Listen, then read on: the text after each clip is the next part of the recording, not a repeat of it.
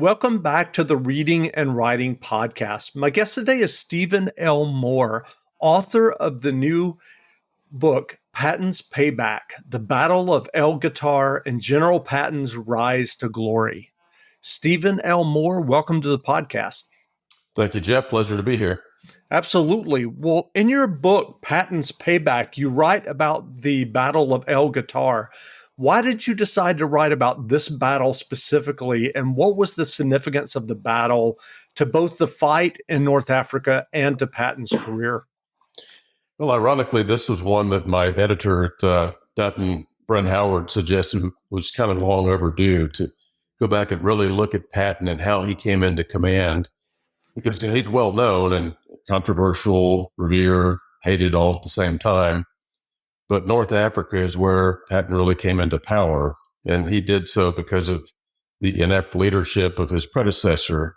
And we can talk more on that if you want. But that was one of the, stirring points to get into this, was to really examine how Patton came into power, what he did differently, and how he was victorious. Because for the Americans, this was a learning ground in North Africa, on the ground, a major campaign. We'd done some island campaigns in the Pacific, but this was the first big push with infantry, armor, artillery, the whole gamut of two corps from the Army. The Battle of El Guitar went on for a number of weeks. The key engagements kicked off in mid-March, but it strung out into early April. And even by the time the campaign was concluded, Patton had already been removed to prepare for the next invasion in Sicily. But it was our first major victory there, and it set the stage and prepared the American troops for what they would face, the Normandy invasions. So it was Great. Well, if someone isn't that familiar with General Patton beyond the headlines, can you just give us a brief explanation of Patton's career before Eisenhower picked him to lead in North Africa? Yeah, he was a complex man and leader, irreverent, impulsive, inspiring, often all at the same time. Going back to his early days, he had represented the U.S. Army in the 1912 Olympic Games. He was the military's first master sword instructor. He'd even pursued Mexican leader Pancho Villa through much of Mexico in 1916. Patton was wounded and decorated with the Distinguished Service Cross for his valor in World War I. And from his early days as a commander, he always emphasized his preference for offensive movement, saying that human lives were wasted when you slow anything down. He had a fiery determination to speak the truth, and he often had this propensity to feud with others in his service and with other countries.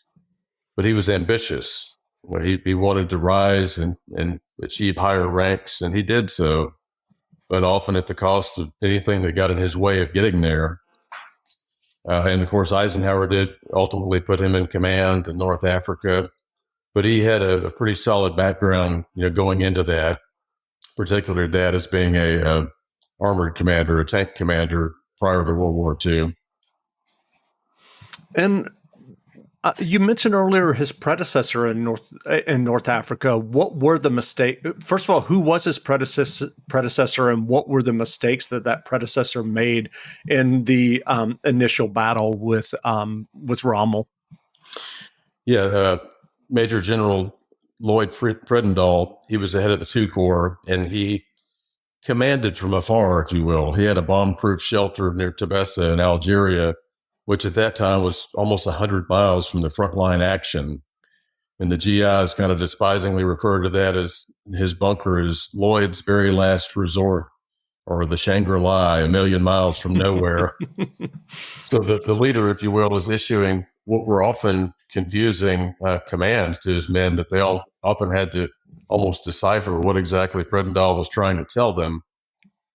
And ultimately, with some of the battles in February of 1943, Kasserine Pass, and some of the other encounters with Rommel and his Africa Corps, the Americans did not do well. He had them badly divided, splintered into different factions so that they did not fight cohesively. And we suffered a lot of losses in terms of men, vehicles, and everything else, to the point that they lost faith in Fredendall to lead them effectively. Well, morale and charisma is sometimes a difficult thing to define or explain, but I'm curious, what did Patton do exactly to get the U.S. Army troops fired up to fight the Germans again after the defeat that you just mentioned, or the loss of life and the mistakes that they were making? What did Patton do when he came in? He was a leader that believed in seeing what was going on out there and in being seen. So when he came to the two corps headquarters on March 6th of 43, he worked quickly to let them know that there was a new power in place. His first morning, as he's taking the reins over from Fredendall, he finds that a lot of the senior brass are rolling in about 9 o'clock to have their breakfast when he's in there at 7 a.m. ready to go. So he immediately orders the mess hall shut down at 7:30 from that day forward. And he basically said, by God, everybody's going to be on time starting tomorrow. So he started with little things, some of it being dress code, officers wearing neckties, men wearing leggings with their uniforms on the lower part of their legs, steel helmets instead of the soft knit skull caps out in the field. Yeah, of course, this is the desert, and that's not a popular thing to do. But he would inspect the troops and hand out fines or even toss people, in the brig overnight if they failed to follow his directions. And I mentioned a number of encounters with key men. And quickly, this man means business. And when he says it, you better do it.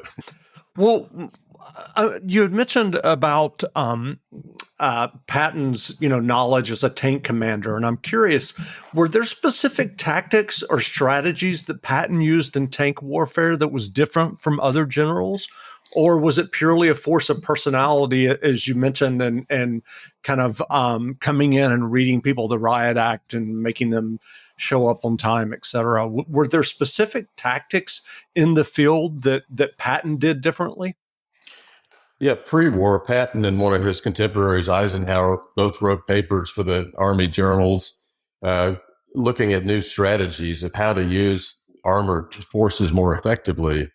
They didn't see them as a means to haul troops to the front line, but something that needed to be actively deployed along with the other forces they had. And he displayed this in the war games in America leading up to World War II, one of which was in the southern states, largely through Louisiana, to where if he had bridges taken out and he couldn't use those, he took his men due south and found a crossing and drove through Texas, filling up his tanks at gas stations along the way as he needed to kind of get the jump on his opponents, if you will. But he believed in engaging the enemy on the front lines there, but also sweeping in back from behind to hit them from both sides, to kick them from the rear, as he would say, a little bit slightly different terms. Sure. Well, I know you're a historian, so you're obviously examining the historical record, but I wonder if you've ever thought about the question, what if the U.S. had lost in North Africa? How would that defeat have impacted the overall war? Well, it definitely would have set us back, and it would have, changed the mindset going into some of the other countries, leading up to the European invasion. And, of course, had our setbacks early on and some of the battles I mentioned in the first part of the book, but learning as we did in El Guitar and the drive across Tunisia, that helped set the stage. Not that things went smoothly at Normandy. That was quite bloody landing, but we were better prepared for what was at hand.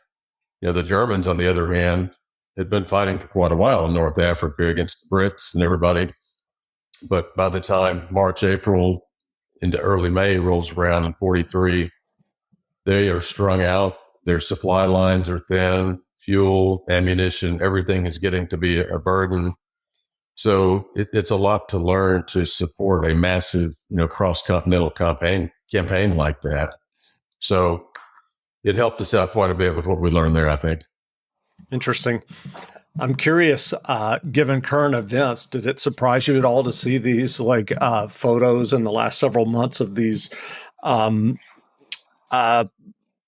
tank columns that, if you can believe some of the reporting, that they ran out of gas and that the logistics and supplies weren't up to snuff in Ukraine?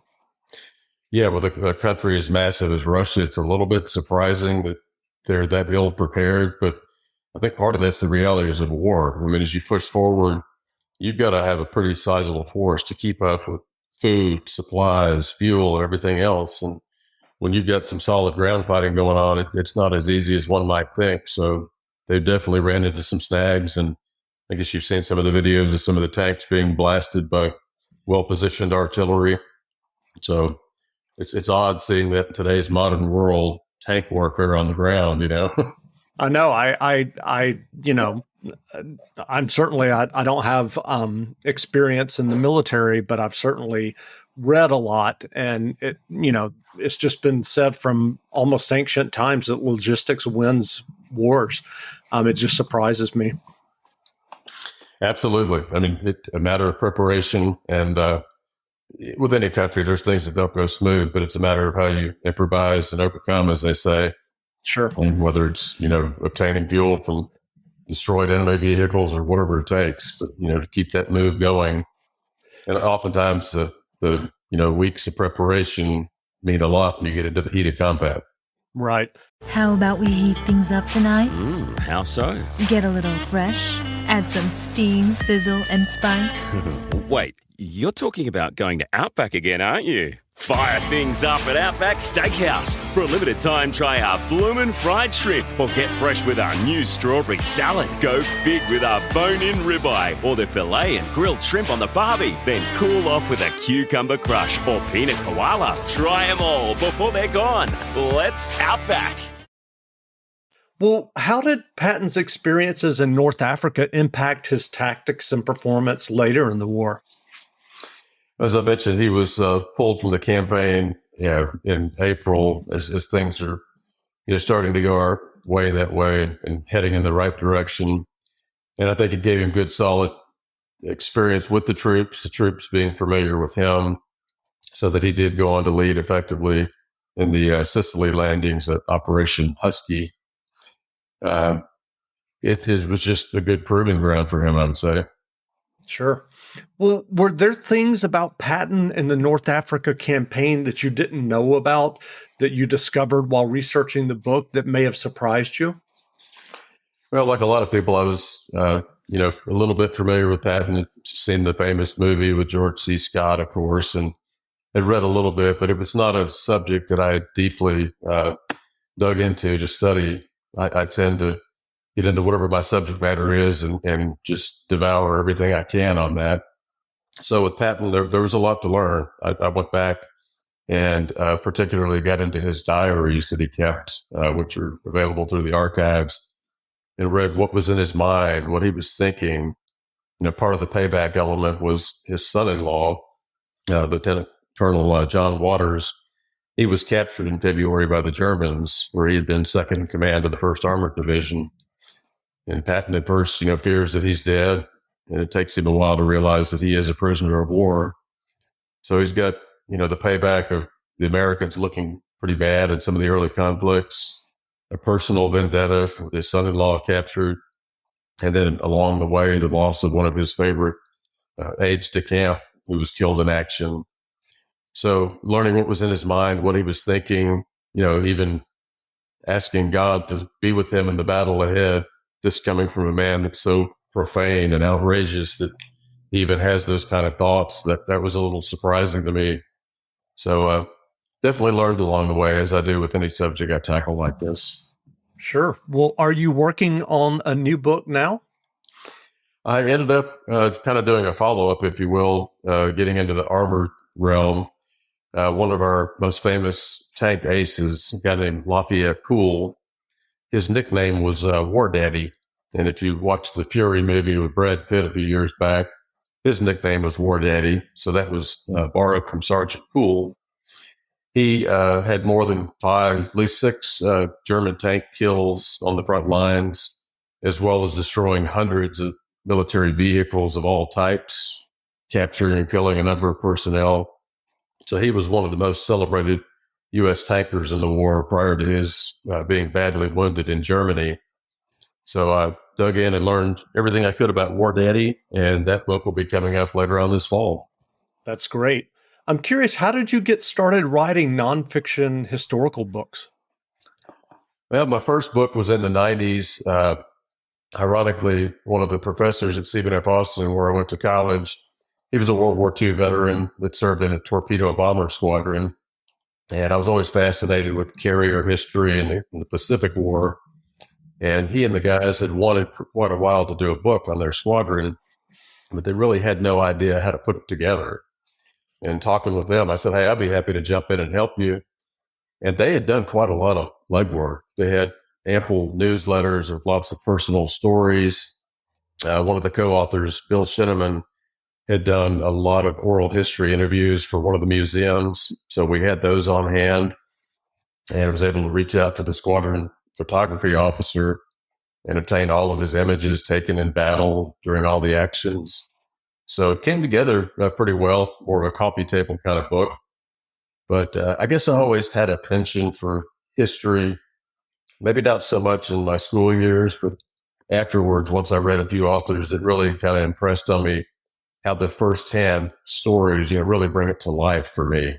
Mm-hmm. Strategies and tactics, admittedly, sometimes can bog down the reader, can get kind of boring at times. But when you're in the frontline trenches or up in the cockpit with one of these guys, thinking what they're thinking, experiencing what's going on, to me, that takes on a whole new light. And that kind of piqued my interest in nonfiction being, as I say, sometimes even better than fiction.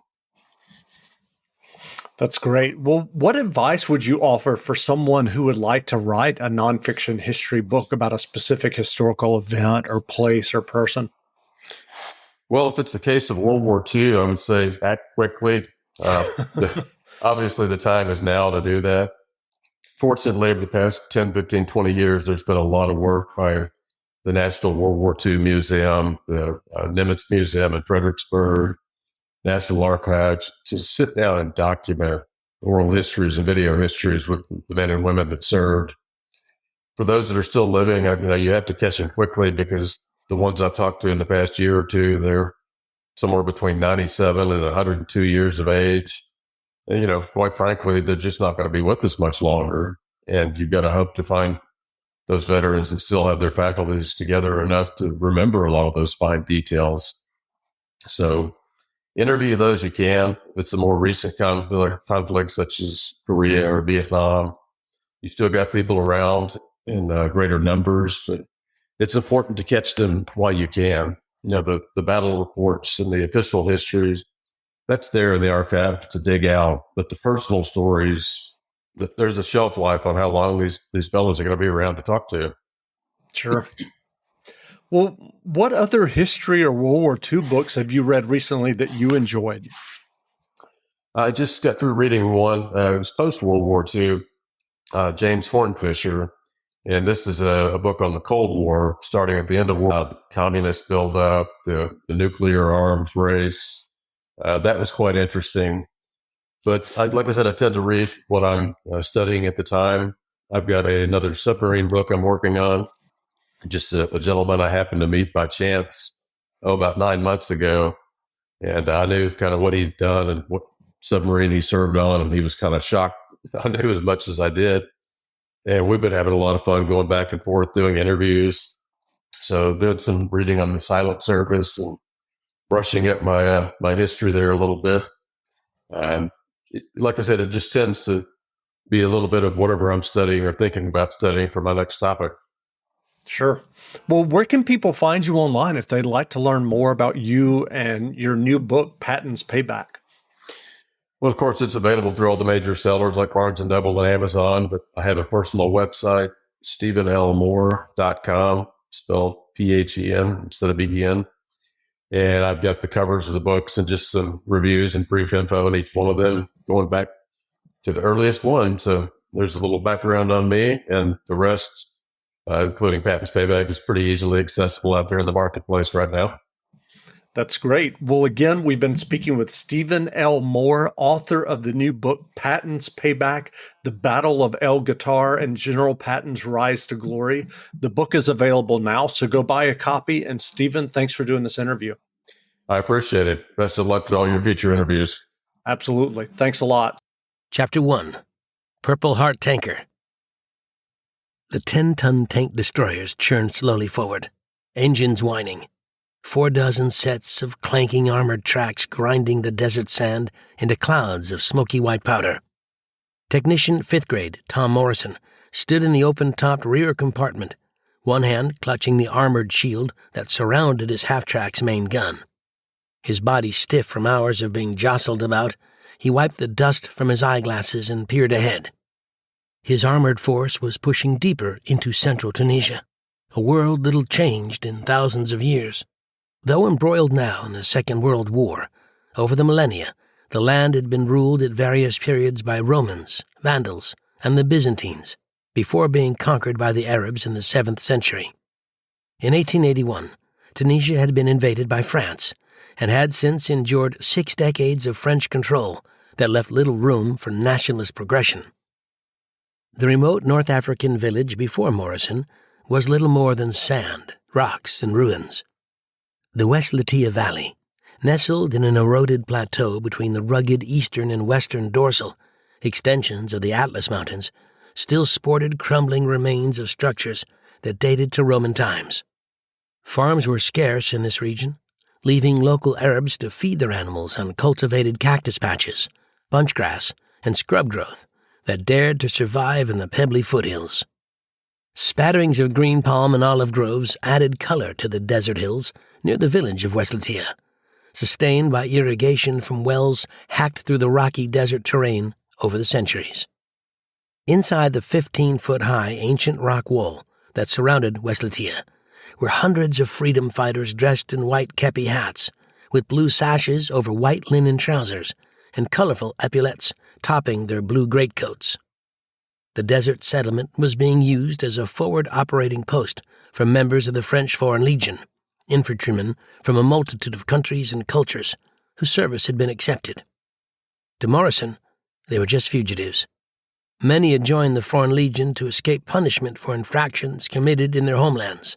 While most spoke heavy dialects and incomprehensible languages, one legionnaire had admitted to Morrison in English that he originally hailed from Chicago, where he was sought by both the police and Illinois crime gangs.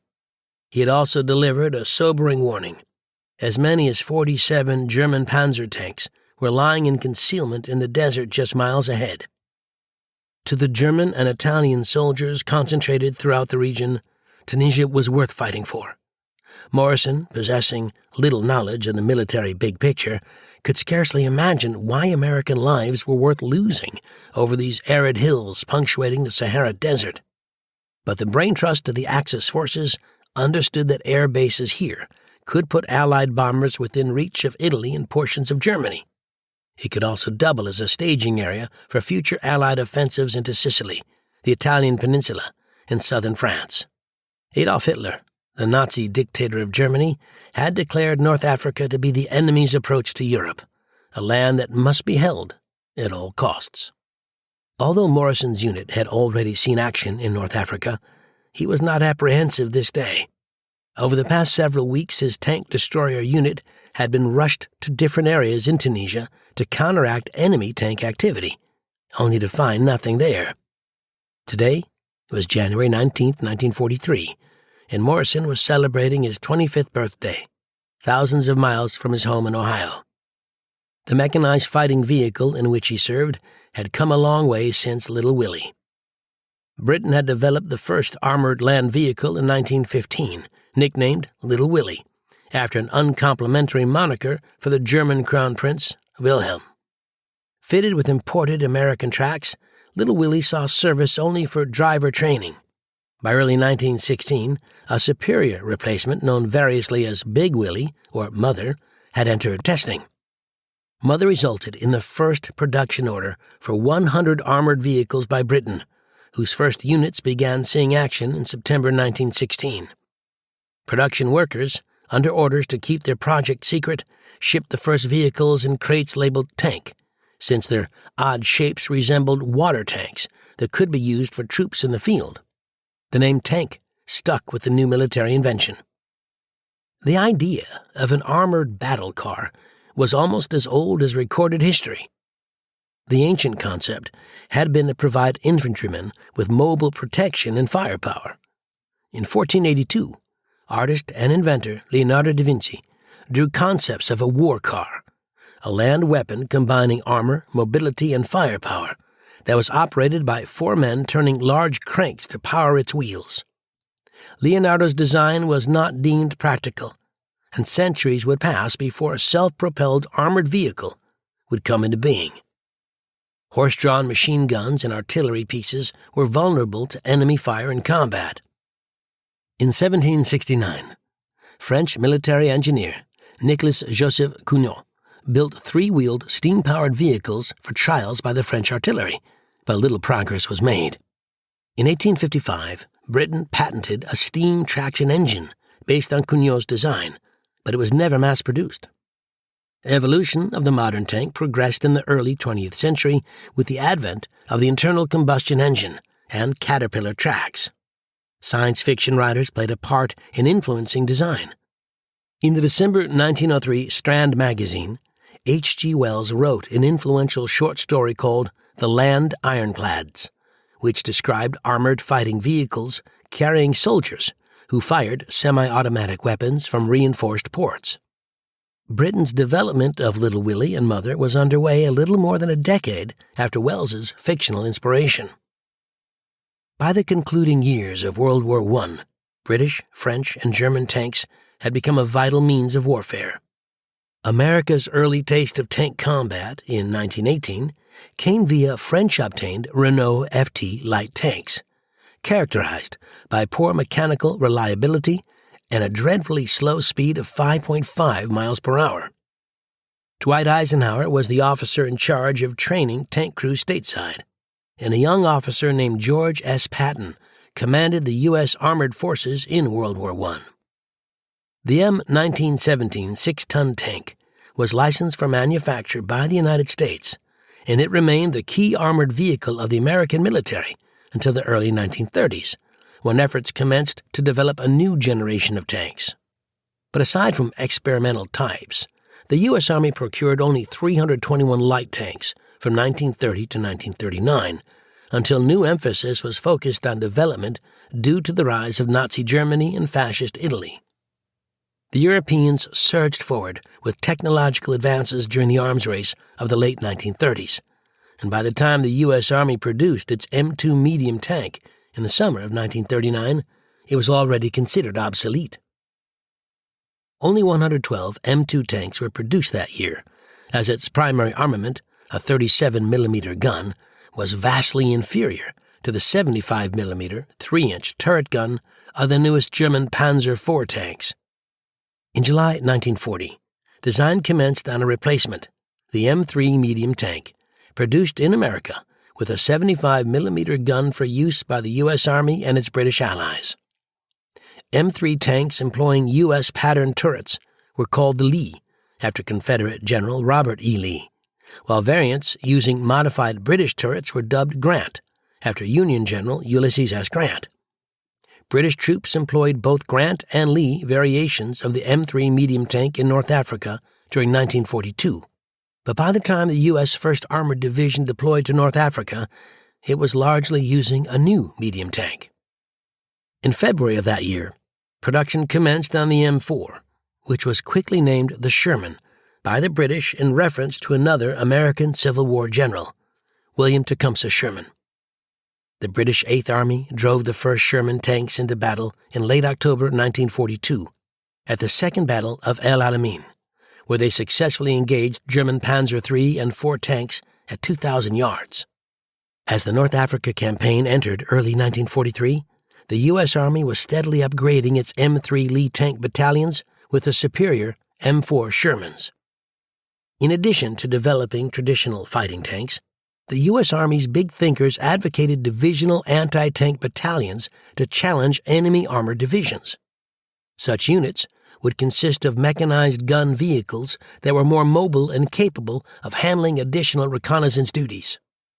War games held in Louisiana, North Carolina, and South Carolina in 1941 had proven the value of self-propelled anti-tank guns against traditional armored regiments, thus paving the way for additional tank destroyer battalions.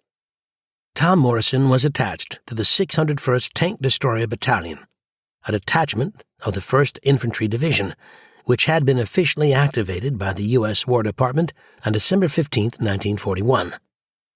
More than half of the original members of this anti-tank battalion were pulled from the ranks of the so-called Big Red One, the Army's famous 1st Infantry Division.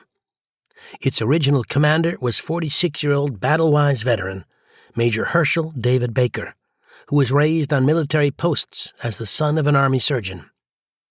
At the commencement of World War I, Baker enlisted as a private in the cavalry and later won a commission as a second lieutenant in an officers' training school in France. During the Meuse-Argonne offensive of September-November 1918, he was injured during a gas attack and later received the Purple Heart. Baker was commissioned into the regular army in 1920, serving in various roles prior to the outbreak of World War II.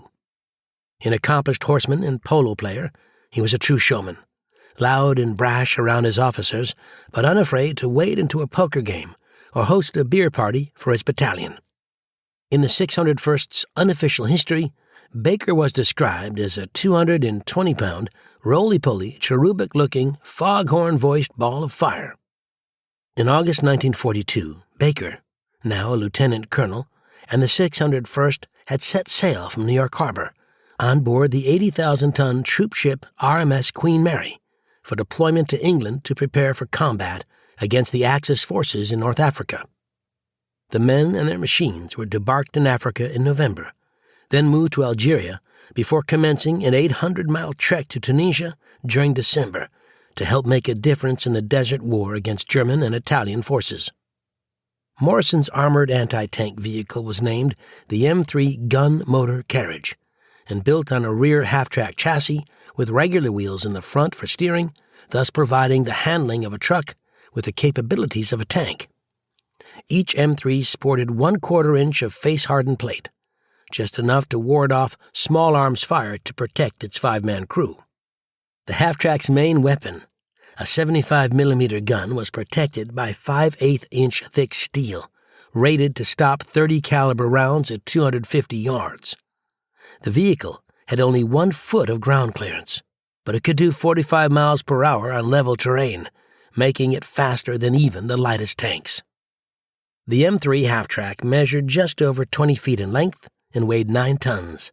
Its front end resembled that of an army truck, with 2 front wheels, while the 2 rear tracks were made of molded rubber over steel cabling with metal guides. The M3's 60-gallon tank allowed it to travel 150 miles before refueling. The M3 included a mounted 50-caliber M2 Browning machine gun, while newer M3A1 variants added 30-caliber machine guns mounted along the sides of the rear passenger compartment. Being largely open air, the half-track offered its crew little protection from the desert heat, blowing sand, and the occasional thunderstorm. Morrison hated riding in the back of his. The occupants were largely unprotected from bursting artillery shells, and driving an M3 came with its own challenges. Staff Sergeant Bill Harper, a 23-year-old East Texas native assigned to C Company of the 601st, found few good points to like about it. Drivers making turns too quickly were subject to throwing a track, and the gun motor carriages had very thin armor. The men ended up calling them Purple Heart boxes, a grim reference to the U.S. Army decoration for combat wounds. Tank crews, whether manning full Sherman tanks or the lighter tank destroyer variations, like Morrison's crew, were eternally challenged in the Tunisian desert. Daily maintenance was constant, cleaning oil, fuel, and air filters, checking and adjusting track tensions to prevent throwing a track in combat, frequent cleaning of guns, ammunition, and optical sights to remove dust and sand, and hand fueling of each tank from 5-gallon jerry cans. Life inside the tanks was even more demanding. The crews operated in sweltering, confined quarters and were jolted about while on the move, with minimal padding and ample protruding instruments to create bruises and black eyes. When the afternoon desert heat exceeded 110 degrees, the armored vehicle's interior, when completely buttoned down, could easily reach temperatures 20 degrees higher. Added to the energy-draining heat was a tortuous blasting of sand that invaded a man's eyes, mouth, and uniform. Combat service in North Africa for a Purple Heart Box tanker left little to be envied.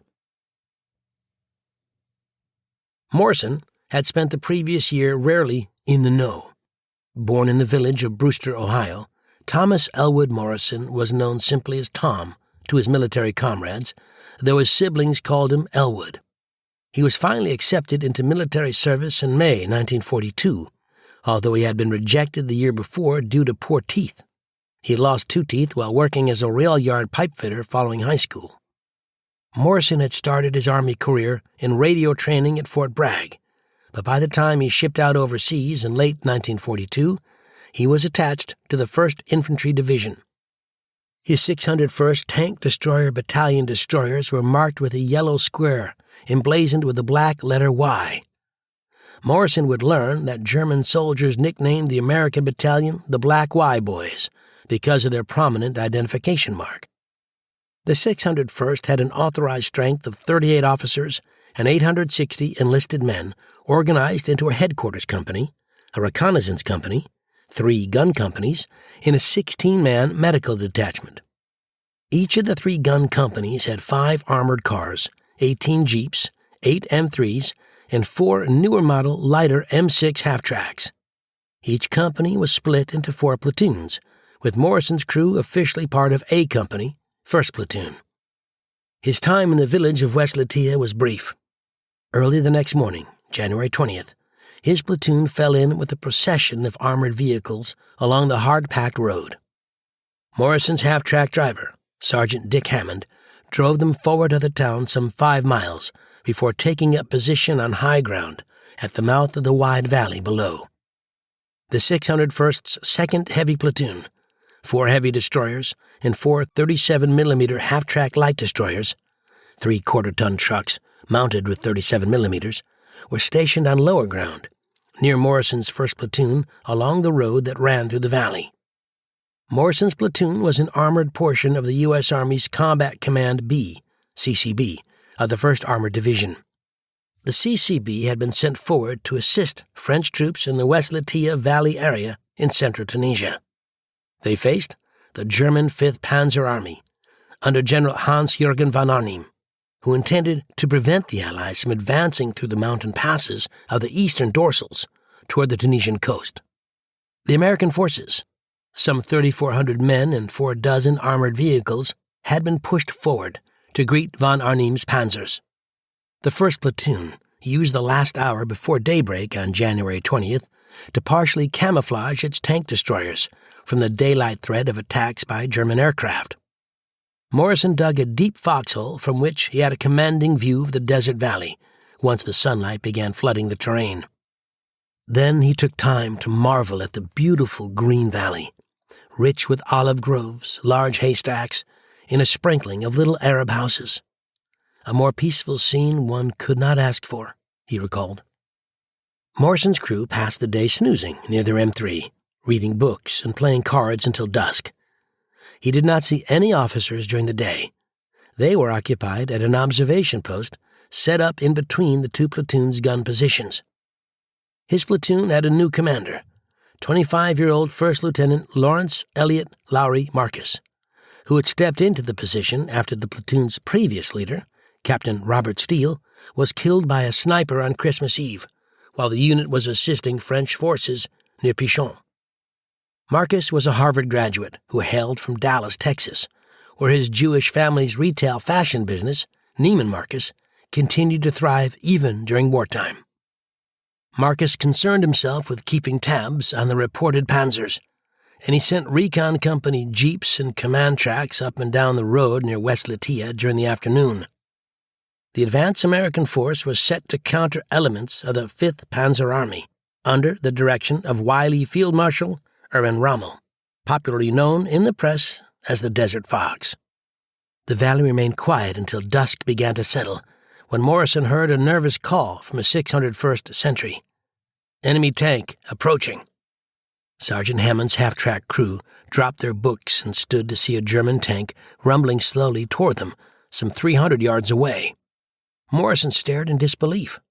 Suddenly, the German tank erupted with a fiery blast and sent a round screaming toward the American position. The shot hit nothing, but the battle was on. Everyone scrambled into their machines, and all the gunners in the 1st Heavy Platoon opened fire. At the relatively close range, some of their shots began hitting the German tank, but their 37mm rounds only bounced off the heavy armor of the enemy tank. The German commander began backing his vehicle down the road and fired off a flare. Morrison was shocked to see other flares erupt from both sides of the road. In an instant, the large haystacks below suddenly became enemy tanks that had been brilliantly disguised throughout the day. Every tree in the valley turned into a tank as Morrison watched. German shells screamed by, followed by the sight of a distant blue flash a split second later. To him, all of the German tanker fire appeared to be concentrated on his 1st Platoon's hilltop position. The panzers began maneuvering around the left flank of the hill, but in the fading light, Morrison and his crew struggled to find a target. The entire hillside was bursting with explosions, and the valley below was lit up like a bunch of blue fireflies. Noting the German tanks coming around on his left flank, Master Sergeant Cyrus Cobb yelled at his half-track commanders to pull back. The 1st Heavy Platoon fell back approximately 1 mile and paused only long enough to once again come under heavy fire from German tankers. Cobb then ordered his tanks to fall back even farther, to a command post that had been established about a mile away. Bill Harper of the 601st was among the M3 crews forced to fall back as the infantry and tanks fired. "It was getting pretty rough. I found out real quick they were shooting real bullets," said Harper. "They had us outnumbered and outgunned. The Germans were good soldiers. We just didn't have any experience." Lieutenant Lowry Marcus could see German tanks advancing over the hill, pausing occasionally to open fire. Their shells exploded all around the 601st's position. Marcus realized the 10th Panzer Division his men were facing was aggressive and determined and possessed superior numbers. Second in command of his platoon, Marcus passed orders for his outmanned tank destroyers to fall back. In his mind, he rationalized the call.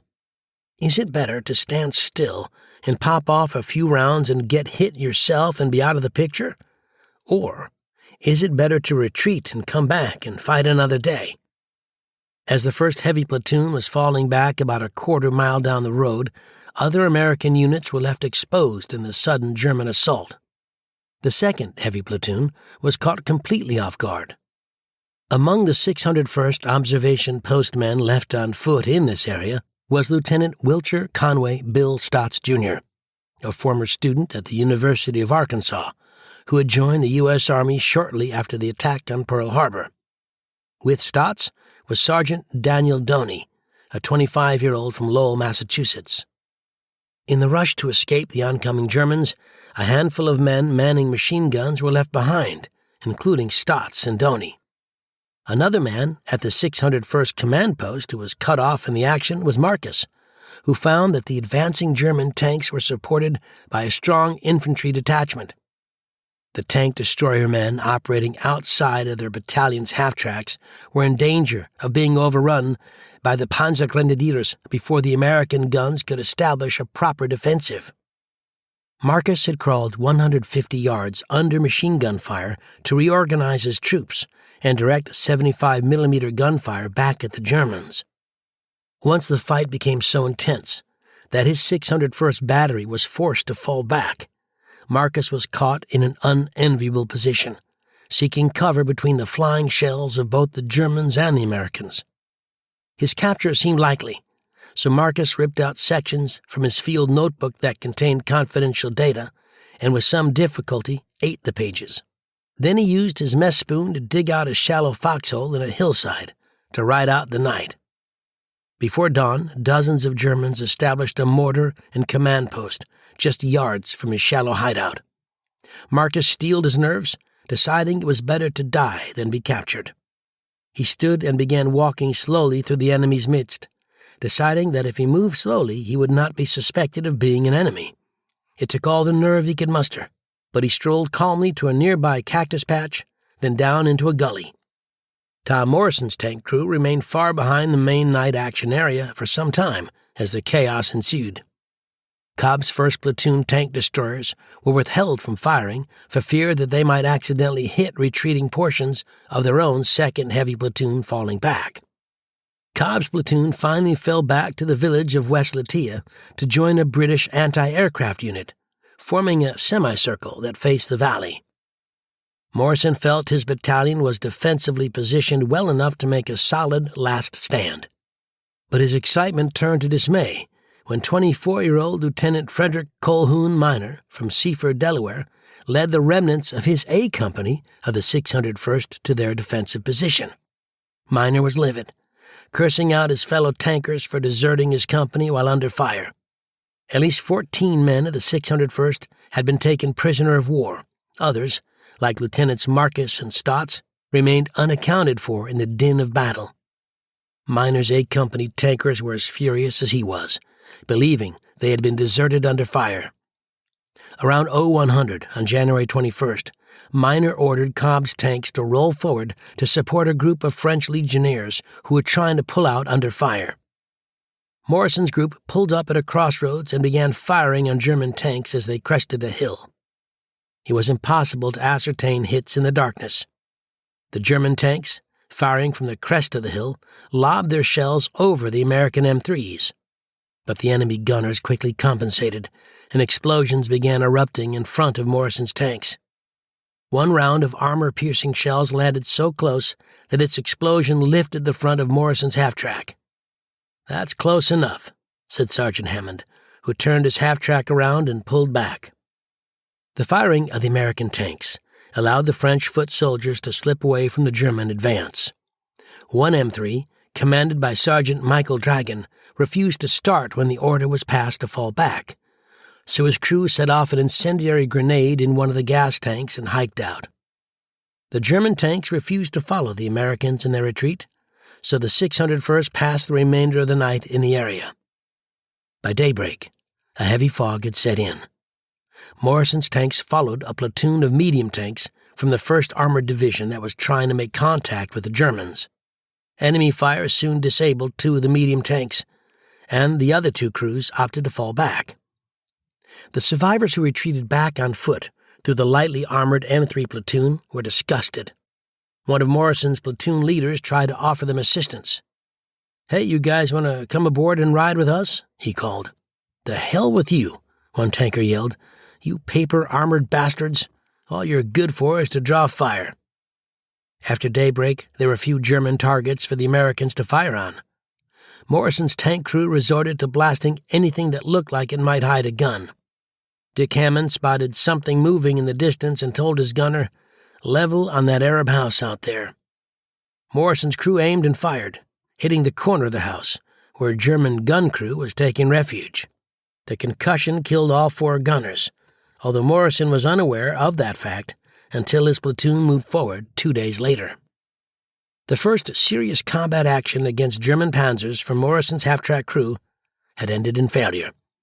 The multi-day action had cost the 601st 5 men killed or missing, and 19 men taken prisoner of war. 4 members of the tank destroyer battalion left behind on foot remained alive by the morning of January 22nd, but their ordeals in evading the German army had been harrowing. Lieutenant Bill Stotts and Sergeant Dan Doney had remained hidden behind a bush in a ravine until daybreak on January 21st. Throughout the night they could see German sentries with machine guns. Fortunately, the Germans withdrew from the area around 1000 that morning, and Stotts and Doney began a long trek across the plain. That afternoon, they met with a battalion of French Foreign Legion soldiers and felt some relief after receiving candy, water, and crackers. That feeling was short-lived, as German forces opened fire the next morning and pinned down the French with mortars and machine gun fire. A small ravine offered the only possibility of escape. Stotts and Doney were advised by the French they could make a break or stay and surrender. They opted to flee by sticking to the riverbed to escape the firefight. They were aided en route by indigenous mountain soldiers of the Moroccan Goumier, referred to as Gooms by the Allies. auxiliary units attached to the French Army of Africa. The Moroccan Gooms helped the two stranded Americans slip past the nearby German supply road into the nearby mountains. Stotts and Doney endured an agonizing climb through the mountains with their Goom guides. The next day they reached a French headquarters post, where they were overjoyed to join two other men from their unit who had escaped. It was Marcus, in company with Captain Benjamin Apthorpe Gould Fuller from Milton, Massachusetts, who had each endured their own hardships in evading German troops for 2 days. Marcus had survived in the desert without water and with only 4 lumps of sugar and 2 small pieces of candy that happened to be in his pockets. When the quartet was escorted back to their tank destroyer battalion, Marcus learned from a comrade that they had been written off as killed in action. They told me they were already about to divide up my baggage, but I got there in time to save my cigarettes, Marcus later recalled. The action with the German panzers in the West Latia Valley had been a rude introduction to the Desert Fox's forces. Some had perished, others had been captured, and 4 had narrowly escaped capture. It left tankers like Tom Morrison, Ben Fuller, Bill Harper, and Lowry Marcus yearning for vengeance.